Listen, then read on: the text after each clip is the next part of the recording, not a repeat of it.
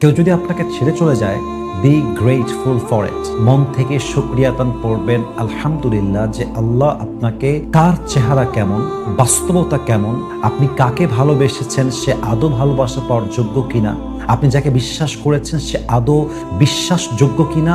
You will realize that. আপনি অনুধাবন করবেন, এবং এটা আপনার শুকরিয়ার কারণ যে আল্লাহ আপনাকে এটা ওয়াসিলা করে দিয়েছে বোঝার জন্য যে বান্দা, তুই যাদেরকে বিশ্বাস করেছিলি বা বিশ্বাস করছিস, they are not worthy of it. তারা বিশ্বাসযোগ্য নয়, তারা ভালোবাসার যোগ্য নয়, তারা ভরসার যোগ্য নয়।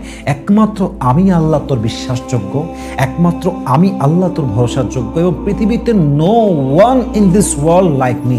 আমার মতো দুনিয়ায় তুই কাউকে খুঁজে পাবি না। সো প্লিজ বান্দারে, তুই ওই দিকে যাস না, তুই আমার কাছে ফিরে আয়। তো এই যে আপনি কষ্ট পেলেন কেউ আপনাকে ছেড়ে যাওয়ার জন্য, আপনি জাস্ট আলহামদুলিল্লাহ করে বলবেন যে আল্লাহ, যেহেতু চলে গেছে এটা আমার জন্য নয়, যেটা আসবে এটা তোমার পক্ষ থেকে আসবে।